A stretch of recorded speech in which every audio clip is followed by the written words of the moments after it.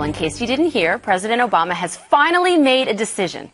He's not going to sit down with Jimmy Kimmel while he's out on the West Coast this week due to, quote, serious issues on the international scene. It probably wasn't an easy decision because we know he sure does love doing late night. Jay, I know you're very proud of your car collection. Yeah. Well, there's one piece that's missing. Cool. This is the Beast. The Beast. What I drive in. Oh, look at that. 180 looks good on you. Thank you. Because that's just about where I am, and I don't look so good at 180. No, you look sharp. You haven't seen me naked. We're going to keep it that way. Now is not the time to make school more expensive for our young people. You should listen to the president. Or as I like to call him, the Preezy of the United Steezy. The president will, however, still embark on a fundraising blitz while he's out there. Ed Henry asked the White House why that was still on his schedule. Here's the response. What about the president's time? What about the fact that there's 5 work days this week, and 3 of them he's fundraising? He's got his own airplane. He's got dedicated phone lines. He has senior advisors who will be accompanying him every step of the way to make sure that he has access to the information and technology necessary to represent American interests in the midst of these challenging international times. Okay, Greg, you were cracking up when he responded to that, so I don't know if you're willing to weigh in on why you think it's funny. But do you think it's a bit of an issue that we're talking about the fact that he's not doing Jimmy Kimmel instead of all these international crises? I was cracking up because this belonged to Dana. And no, you put it on my side of the table. No, okay, cross that line. So let's be honest here. If he had done Jimmy Kimmel, we would have made fun of him. And now he's not doing Jimmy Kimmel, and we're making fun of him. So he can't win with us. But the fact is, the decision wasn't a principled one to make. It's like not smoking if you're going to a health conference. He wanted to do it, and he decided not to do it. The question will always be his priorities.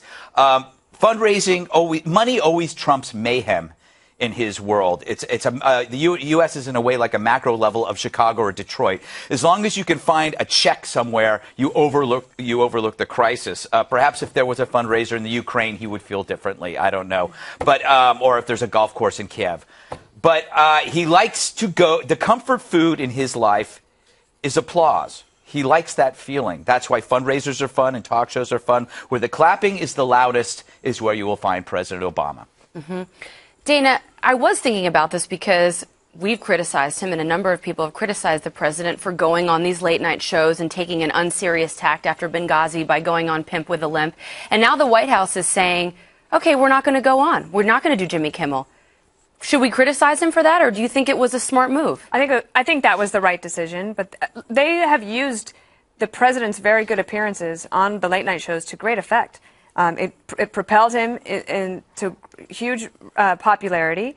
It helped him get some of his, remember when he went on Between Two Ferns, they credit that with actually helping the Obamacare numbers reach the goal, even though I'm still wondering if those numbers will bear out. But they've shaped that narrative, that the president is really good at it. But the thing is, he doesn't have to do it anymore right now.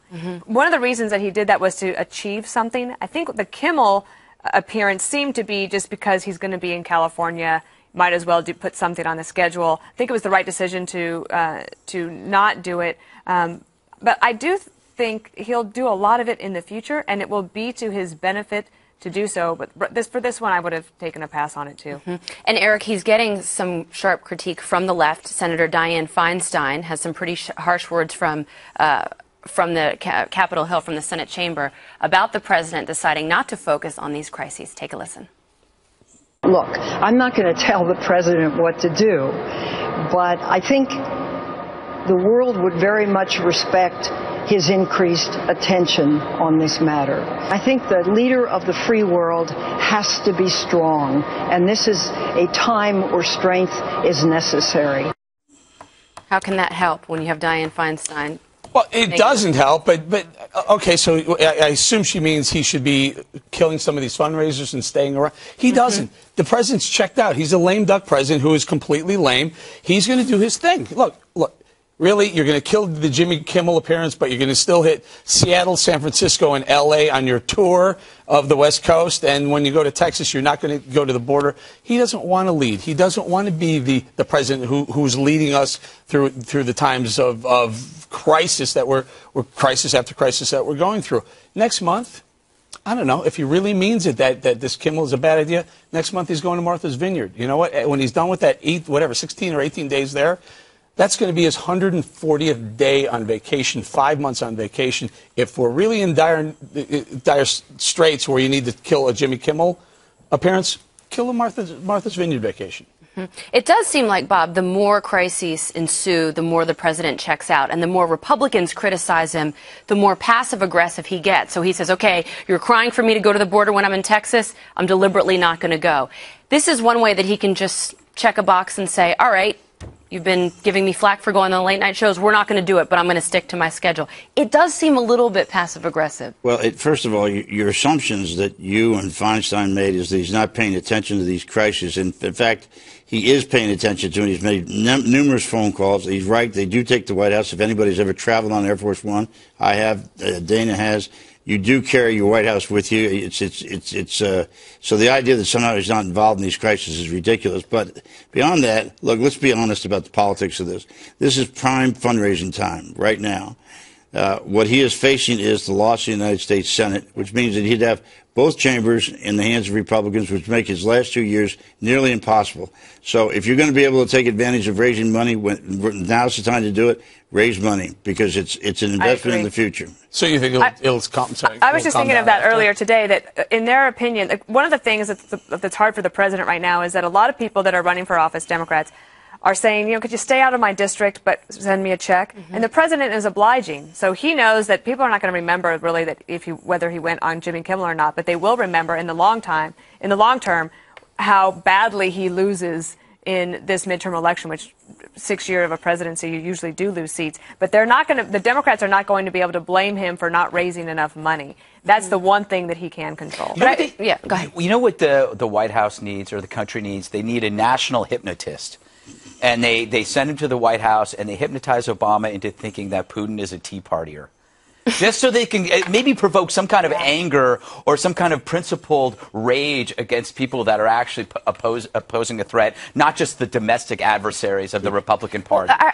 I get that. And, having worked on campaigns, as a former political strategist, I was the one saying to the candidate, now's the time to raise the money, trying to figure out how it's going to affect my candidate, my boss, the one who's at the top of the ticket. What I don't understand is why there isn't some behavior or some effort, Eric, by the White House to say, okay, we get the political strategy, we've got to raise money, this is about our legacy and recapturing the Senate. However, there are crises happening. There's a crisis at the southern border. ISIS is becoming more emboldened. Al-Qaeda's on the march. A plane just went down. There's an Obamacare ruling today. We at least have to look like we care, like we're doing something, because people are really, really in dire straits in so many different ways around the globe and right here at home. A couple of things. Number one, Bob, so if that's the case, he's campaigning right now, raising money so that the 2014 midterms are better for him. That means it stops in November 5th of 2014. Obviously, it's not going to stop. He'll continue. He'll start looking at 2016, looking for the people to help in 2016.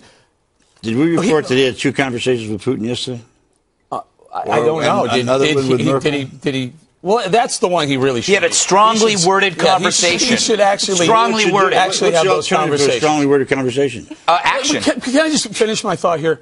So what? It's such a stupid. So what? He wants to fundraise. The American people, even Democrats, I think, would say, I'd rather have him working on some of these problems we got going on. I think he is working on these problems, and I think that's the place where you make a mistake. You assume that you have to work on the problems Seattle, out San front. Francisco, L.A., Texas, New York. And how long that's do those just the last 2 weeks. Take? How long do they take? Here's the point, Dana. Dianne Feinstein doesn't want to see the Senate go from the majority to the minority. And yes, she is in a very safe seat in a very blue state in California.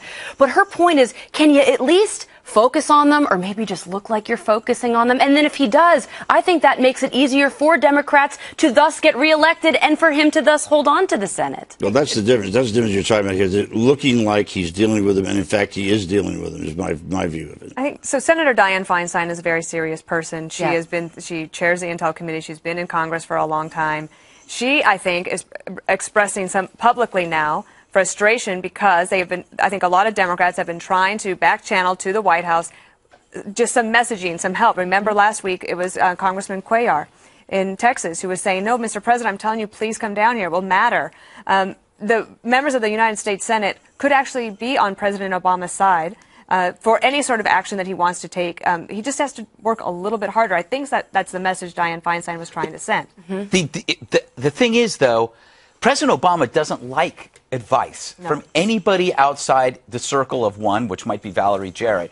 But I mean, when Feinstein is coming to him and saying, you know, you should take more of an active interest in the world, that's like somebody giving advice on Bill Clinton on how to pick up chicks. It's an insult to him. He's like, how can you? I'm President Obama. Nobody is smarter than I am. So he doesn't listen. And actually, I think when somebody gives him advice that he could use, I think he gets childish about it. I think he gets defensive. I know we have to tease, but can I just mention one other thing? Because I think the White House press office, the communications team, is missing some of the base hits that they need in order to keep the White House press corps at least feeling like they have some access to the president. And there's some easy things, and I just want to mention one. The other day, the president met with the surviving astronauts of Apollo 11 from the 1969 mission. It was the 45th anniversary.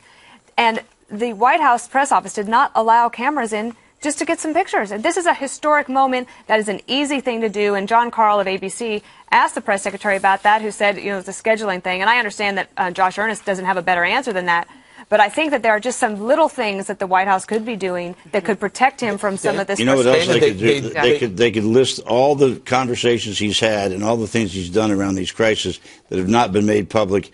Just list them. I think that would make a big difference. But all you have to do is, and these pictures are coming from the White House, when he's shimmying across the bar at the burger joint. They got a picture of that. When he's playing pool, they got a picture of that. If for some reason they have time to get the White House photographer to all those other things, but not to the important ones, as you point out. That's an easy thing to do that would help President Obama. We talked about, too, who he puts in power, like Jen Psaki at the State Department, who's messaging on his behalf. These are decisions that the White House flubbed. I mean, you want pros in these positions, not political people. So that tells you all you need to know based on who he's putting to be his mouthpieces on these big issues.